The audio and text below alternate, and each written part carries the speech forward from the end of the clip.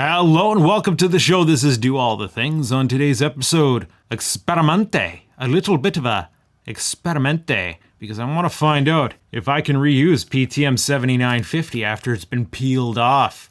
Let's find out.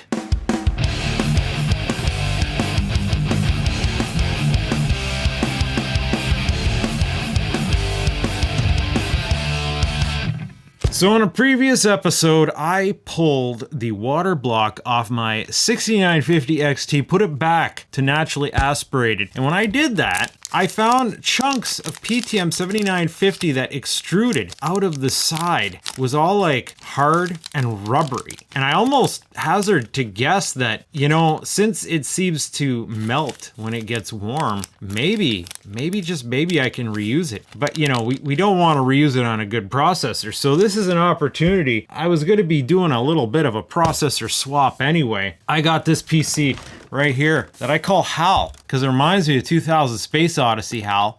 It's got the eye, and I've rewired this even though it's blue and it's not the button that's blinking. I rewired this to be the hard drive indicator, so this strip blinks when the computer's thinking, and between that and the eye and just the black, it's kind of like, it reminded me of HAL, so I called it HAL. And this case is freaking old. I've had this case since the early 2000s.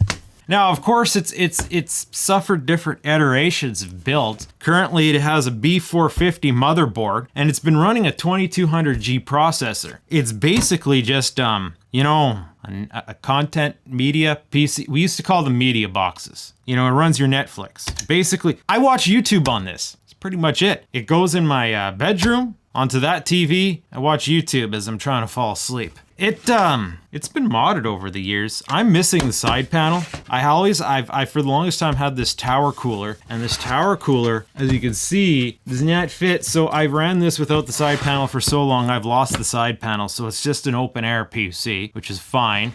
The original power supply blew in the early 2010s. Surprised it lasted that long. Might have been late 2000s. Now it has a Silverstone 450 watt gold modular that's been solid, except it had a panic mode fan, so I put this Noctua on it that's actually being controlled by the motherboard. So I set just, a gentle thermal curve here. This power supply doesn't have to work very hard, so I'm not too worried about it. Just, a little bit of air circulation, it's been fine. 8 gigs of what the frick is this? Ripjaw 2133. Nothing special, just to make it work. But the real magic happens down here. This just slides off. It used to have like this shroud that was supposed to maybe you put it on the other way and it cools your RAM or cools your VRM.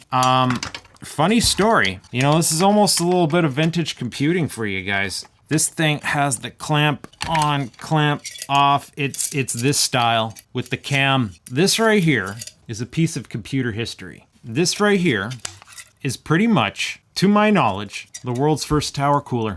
Released by Cooler Master in the mid-early 2000s. This was a revolutionary design. I don't recall a heat pipe tower cooler being before this one. Existing before this one. This was the first. And I had, actually, the AIO predates the tower cooler. I had a Cooler Master AIO, the very first AIO that was ever on the market. And I had that cooling what was it? An FX60? It was some socket 939 device. And then I got socket AM2. And they changed the friggin' pinholes because it used to be socket 930 just had 2 holes here. And then with AM2, they went with the quad pattern that we know now. And then I couldn't fit that AIO on it anymore. And I needed something. So I ended up picking up this thing and I was blown away by its performance. Cooling a Phenom 9600 Pro. No, they didn't use Pro. Why am I saying Pro? A Phenom X4 9600. Yeah, 9600 Pro. Where's the release date here? November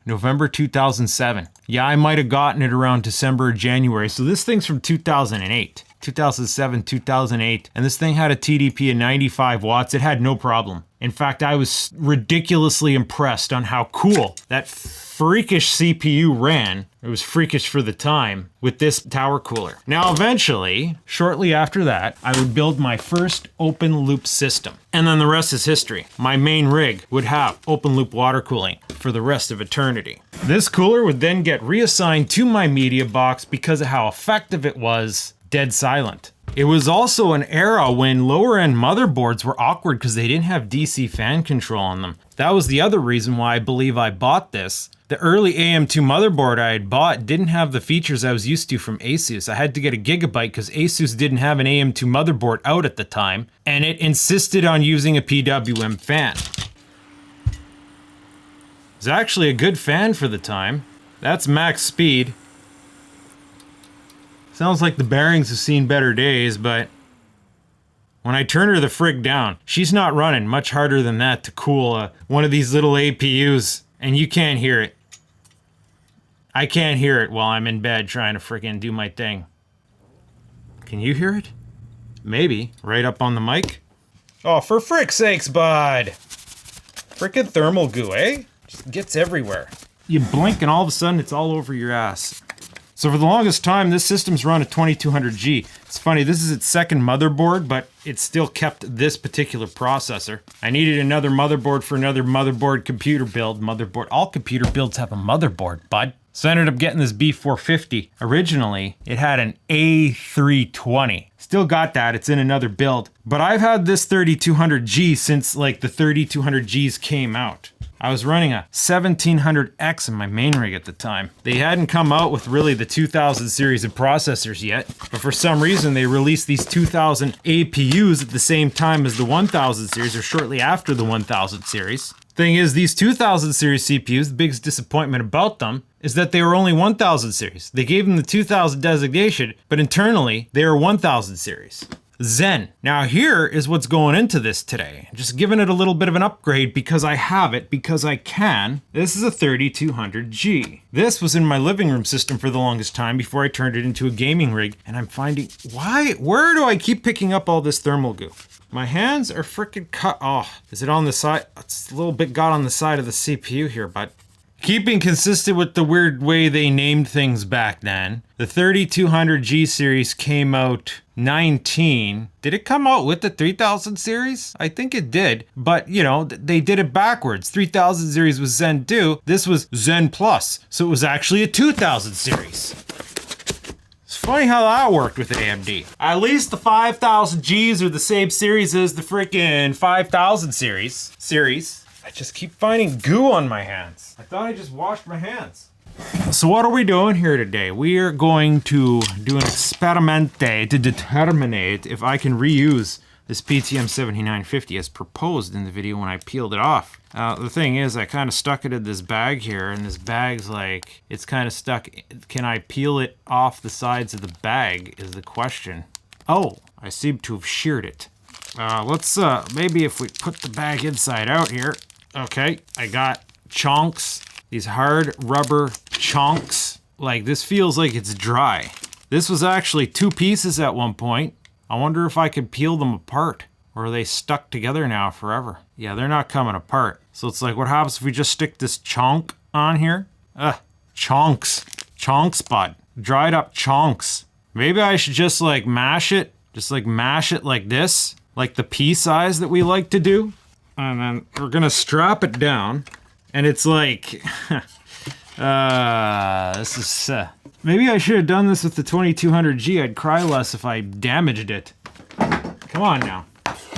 Hey, let's give it some video and some power.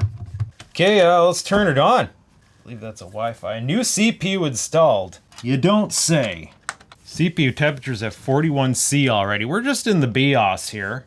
No DOHCP profile for this. We're not too particularly... Oh, I have offsets on the SoC voltage and the CPU voltage. I'm gonna set those to auto. 1.1, 1.62. What the f... Hey, why are you being a dick? Okay, so we got the computer up here with OBS, and it's gonna be brewing away.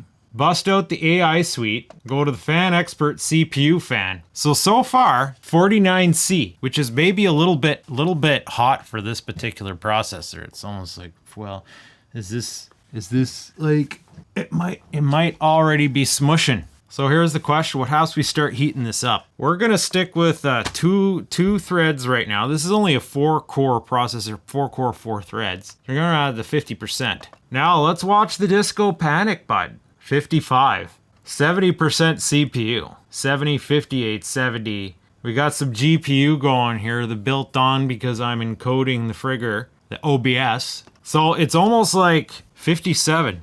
That's not too deadly, not gonna lie.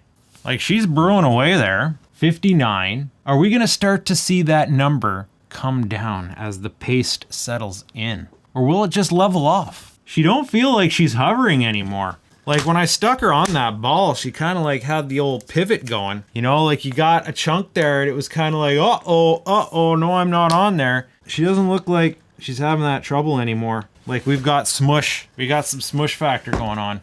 It's up to 60 now. It's like this thing, I'm not feeling a lot of heat in this general, like this thing's not warm to the touch. Here's a question. Let's take the fan off. Because like for a processor this low TDP, this can almost like passively cool it in and of itself. And we got some air movement here, just kind of wafting this way.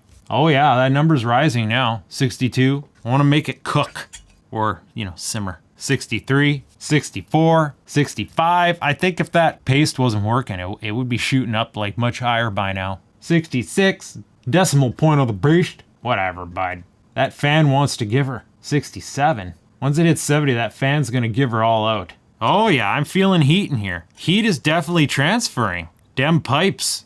And there's 70C and the fan gives her. Okay, so now let's snap this Slim Jim back on there and watch those numbers drop. Oh yeah, it's pushing some heat out. Oh wow, this thing's loud all out. Yeah, I think that thing's got some worn out bearings. Temperature's coming down now.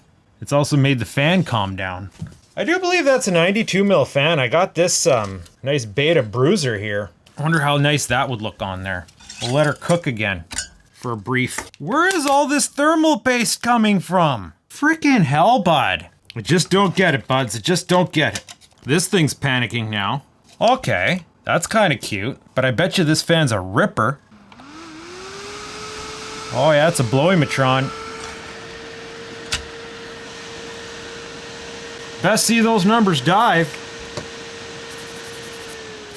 Oh yeah, there it goes. Oh yeah, those numbers are dropping with that fan, bud. Except can I dial in that fan to be just as quiet? I gotta run the fan tuning thing here with that different fan. Woo! Relax you. Wow, I can go all the way down to 0 with this fan? Here's a prad profile. 0% at 50C, 40% at 70C, which is 1300 RPM on this guy. And then if it really makes to 80C, then you can go, gee, even 60% at 2000 RPM. This fan's a ripper, bud. She is capable of spinning very slow though. Okay, so what we're gonna do here, you know, I'm getting into thermal tuning, which is always something that fascinates. I haven't done much of that on video, but you know, off camera, I do tinker with that quite a bit. We're gonna stop our test. Hopefully watch these numbers drop. Yeah, that number's dropping. That number's dropping. It's just always gonna bottom out at 740 according to this. That starts around 20%.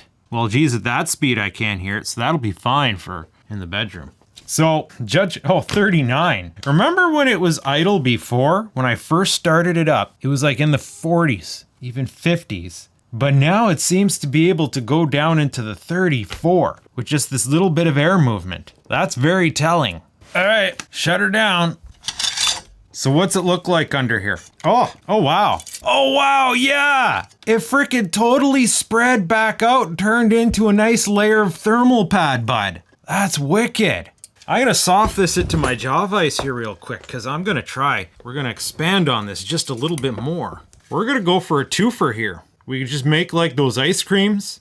You know those meme ice creams you see on the YouTube where they make it like a little frigger like this? Get a little bit of the scrape off the CPU itself. It's not very good at sticking to itself when it's in this form. And like I've kind of screwed it up here. Let's see if I can just kind of like blast it on there. Just kind of like, oh, here's another piece. Okay, straight up, right there, another Princess P. Oh, where'd this piece fall out of? This part is even chunkier. Oh, you know what? It helps if I orient this the correct way. I almost don't feel comfortable putting all this tension in there. Let's just turn it back on. Let it get warm. Let that squish down. The fan's panicking a bit because we probably got a... Oh no, that's just waiting for the BIOS to kick in. Now the fan's back down to slow. Now it kind of makes a little bit of a mess of my fingers, so that's something to look out for. Okay, so we're back up and you can see our idle temperature already. Oh, it went down from 55 to 47 just in a blinker and down to 38 already. Oh, you know what? It feels like it's stable already. It's just like it just gets a little bit of heat, then it just melts. You know, we haven't even got a fan on this and it's staying in the 30s. And this heat sink's definitely hot. We definitely have thermal conductivity going on here. And our fan's in like dead slow mode. That's freaking cool, bud. So like literally, yeah, we can reuse PTM7950. Just scrape it off. It's a piece of plastic. It's not like goo. It's not like goo. You don't have to like wash it. It just, once it's cool, it's like a piece of plastic, a piece of rubber. And then we just kind of like, you know, shape it a bit, stick it back on there like the pea size. As soon as it gets hot, it spreads out and reforms a thermal pad for us underneath our thing. The only thing to consider is because it's this hard chunk of plastic, hard chunk of rubber, when you first put it on, like, bruh, it's like this, you know what I mean? So you'd want to be careful with your mounting pressure. Like I could imagine some of the more fragile die surfaces on say video card. I don't know if I'd want to do that on a video card. Like I'd imagine some things could get cracked and broken. The IHS on a CPU, that might be a non-issue. But if you want to swap out your CPU or cooler and you're using 7950, it's just like, just carefully scrape it off, reform it, get it hot, and boom, you're good. Like I'm not gonna throw out PTM7950. Anytime I change any of my things now, I'm gonna scrape that off. And even if I wanna use a fresh piece for like one of my better systems, I'm gonna set that stuff aside. Cause like on a lesser system like this, it's like, well, crap. Like infinitely, how much can we reuse it? Now I'm not gonna take this thing off again, or maybe I should to see how often I can reuse it. Okay, buds, fine. It made less of a pad this time. You know, we're starting to lose coverage as we lose bits of it. But like, you know what? I'm not even gonna bother reforming it. Like that's what's handy. It's like a piece of plastic rubber. Like we could change our CPU, change our cooler. We don't even need to take this thing off. I'm just gonna put this back on there now. Like that coverage might be slightly rough for a higher TDP, but you know what? We didn't even make this thing cook. I wouldn't be surprised if we got this pupper a bit hotter, if that would spread out a bit more. Okay, back on there. All right, let's just give her the onions this time, all 4 cores. CPU 100%, 65. Fan's starting to ramp up. Will it reach equilibrium where this fan doesn't have to rip like really hard to keep this cool? Okay, so taking a look here. It's been going for almost 20 minutes. She's not getting any hotter. And with the fan simmering at about what percentage? 40%, 1300 RPM. And it's like, really? It feels quiet, or it sounds quiet. Like I think I hear this fan more than anything. I don't think this has to ramp up as much as it does. But, you know, I kind of set the the PSU fan to ramp up with CPU load, implying that maybe you need more power then, or more cooling for the more power that it's using up. But it has equalized. Oh, there goes my gag. It's at 70C right now. It seems to teeter-totter between 70 and nice degrees Celsius. But that's where it's reached equilibrium. So let's go ahead, shut this test down, and watch those numbers drop, bud.